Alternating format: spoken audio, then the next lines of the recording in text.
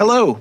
In this video, we're going to make a beautiful leaf painting using the crayon resist method with watercolor paints and crayons.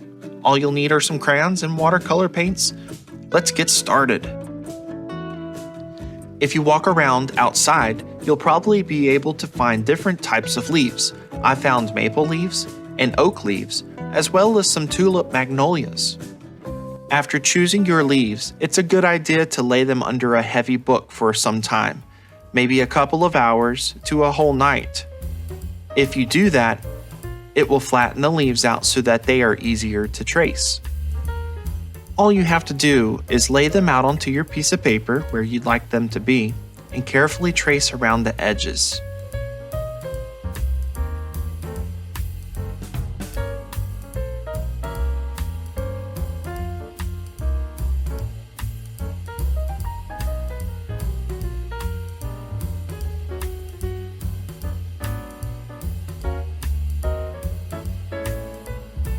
Once your first leaf has been traced, look at the leaf itself.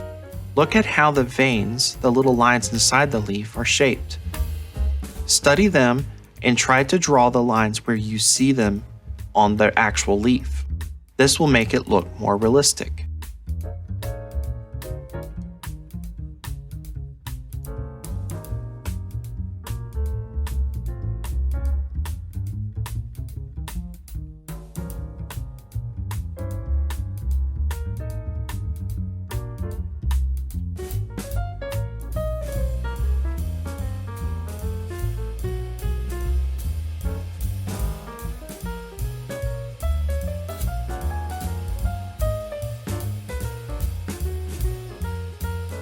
Try turning the leaves in different directions.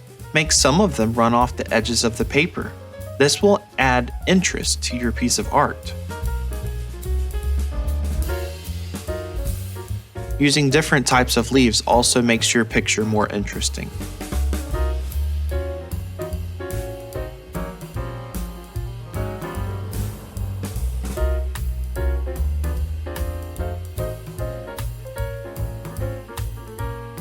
There, we're all done with the drawing. We have drawn the outsides of the leaves and the inside veins of the leaves.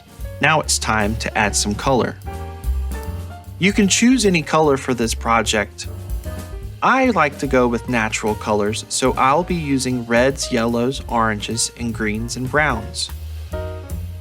We're using a type of method called crayon resist. It's when we use the wax of the crayon to push away the watercolor.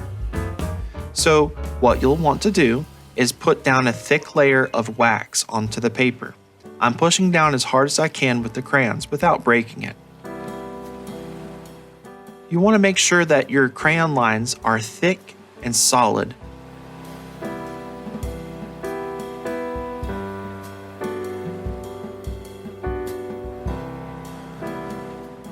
Use as many different colors as you like.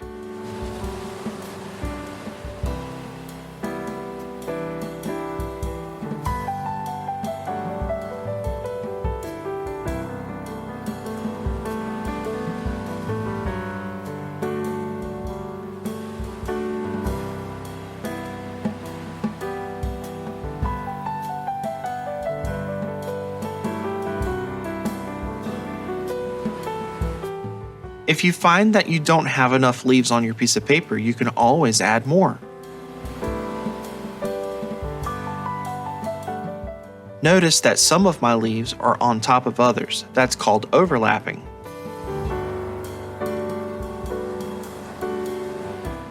Once you're done with the crayons, it's time to move on to watercolor.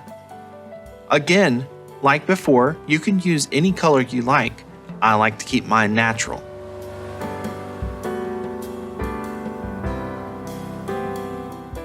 You can even use 2 or 3 different colors inside each leaf.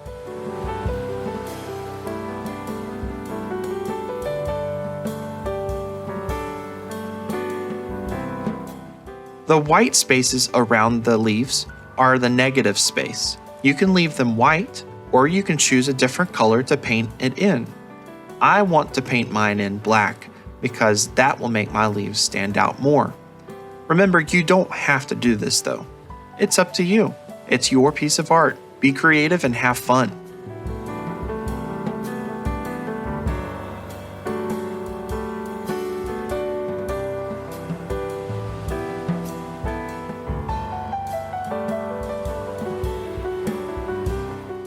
If you've enjoyed this video, please subscribe to my channel to keep up to date with my newest art lessons and tutorials.